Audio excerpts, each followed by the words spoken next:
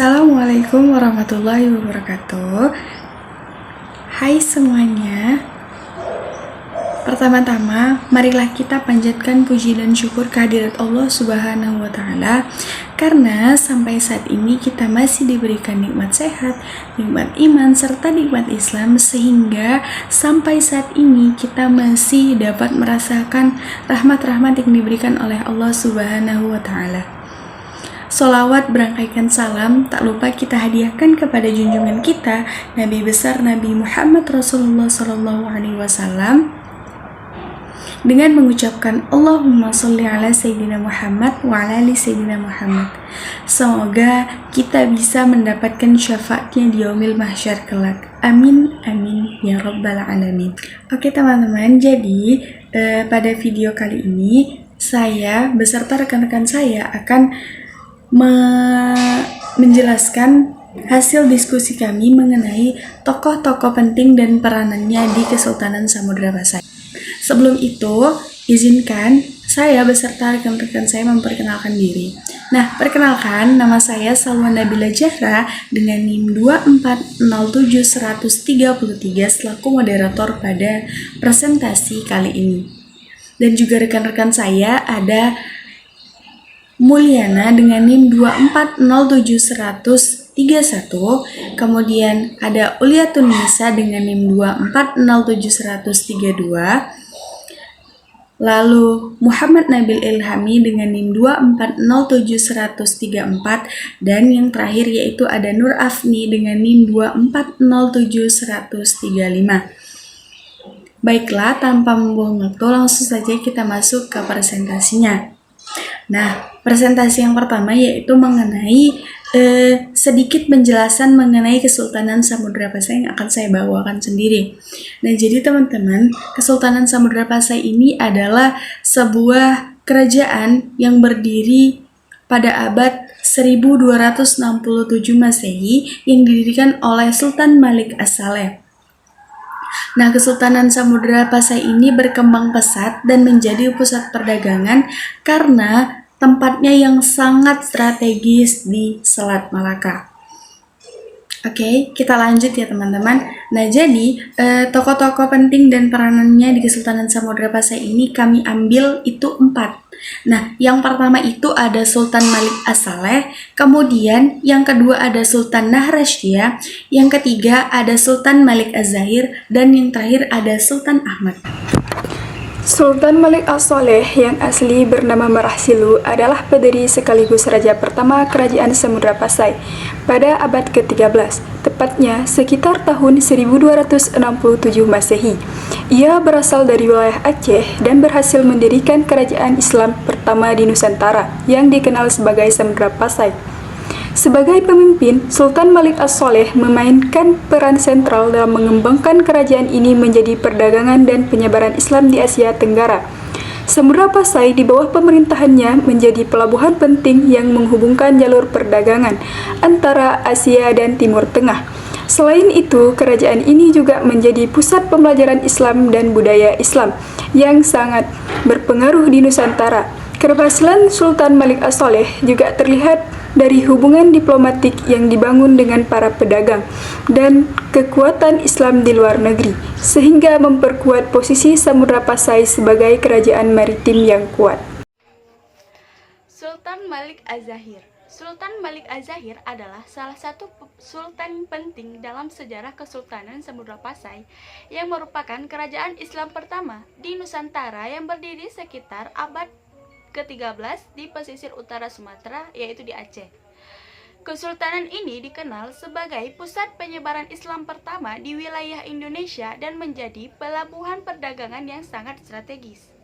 Sultan Malik Az-Zahir adalah penerus dari Sultan Malik Al-Saleh, raja pertama Samudra Pasai yang memeluk Islam dan memulai penyebaran agama Islam di kerajaan tersebut. Pada masa pemerintah Sultan Malik Az-Zahir, Samudra Pasai semakin berkembang sebagai pusat perdagangan internasional. Samudra Pasai semakin berkembang sebagai pusat perdagangan internasional, terutama dalam perdagangan rempah-rempah dan barang-barang dari Asia Timur dan Timur Tengah. Sultan Malik Az-Zahir dikenal Sultan Malik Az-Zahir dikenal sangat memperkuat hubungan diplomatik dan perdagangan dengan negara-negara Muslim di Timur Tengah seperti Maluku, Mesir, bahkan Kekaisaran Islam di India. Di masa pemerintahannya, Samudra Pasai juga menjadi pusat pendidikan Islam dan penyebaran agama, termasuk pengiriman ulama dan mubalik ke daerah-daerah di Nusantara. Sultan Malik Az-Zahir berperan penting dalam memperluas pengaruh Islam di Asia Tenggara melalui jalur perdagangan dan dakwah. Kerajaan ini menjadi magnet bagi para pedagang Muslim dari berbagai belahan dunia yang ingin berdagang dan menyebarkan Islam. Samudra Pasai di bawah Sultan Malik Az-Zahir dikenal dengan penerapan syariat Islam sebagai hukum di negara, yang menjadikan kerajaan ini sebagai model negara Islam di Nusantara. Samudra Pasai adalah salah satu kerajaan Islam pertama yang menuliskan dokumen hukum dan keagamaan dalam bahasa Melayu dan menggunakan huruf Arab. Kejayaan Samudra Pasai di masa Sultan Malik Az-Zahir merupakan fondasi penting bagi perkembangan Islam di wilayah Sumatera dan Nusantara secara umum. Makam Sultan Malik Az-Zahir terletak di Desa Beringin, Kecamatan Samudra, sekitar 17 km sebelah timur Lok Sumawe. Makam ini berada di kompleks makam para Raja Samudra Pasai dekat reruntuhan bangunan pusat kerajaan. Sultan Ahmad. Sultan Ahmad merupakan salah satu sultan penerus di Kesultanan Samudra Pasai yang memerintah setelah Sultan Malik Al-Zahir atau putra pendiri kerajaan Malik Al-Saleh. Ia merupakan bagian dari dinasti Malikus Saleh yang melanjutkan kepemimpinan Islam di wilayah tersebut. Peranan Sultan Ahmad dalam Kesultanan Samudra Pasai yang pertama, melanjutkan dakwah dan islamisasi. Sultan Ahmad memperkuat peran Samudra Pasai sebagai pusat penyebaran Islam di Nusantara, khususnya wilayah pesisir timur Sumatera dan sekitarnya. Ia melindungi para ulama dan mendukung pendidikan Islam. Kedua, memperluas wilayah kekuasaan. Dalam catatan sejarah lokal dan sumber-sumber Melayu disebutkan bahwa Sultan Ahmad pernah memimpin ekspedisi militer ke Kerajaan Karangbaru di Tamiang atau wilayah Aceh Tamiang saat ini untuk memperluas wilayah pengaruh Kesultanan Samudra Pasai. Dan yang ketiga, mendukung ekonomi maritim. Ia melanjutkan kebijakan ekonomi berbasis pelabuhan dan perdagangan maritim. Samudra Pasai tetap menjadi salah satu pelabuhan penting dalam jalur perdagangan antara India, Timur Tengah, dan Cina. Oke teman-teman, jadi seperti itu penjelasannya mengenai Sultan Ahmad. Oke.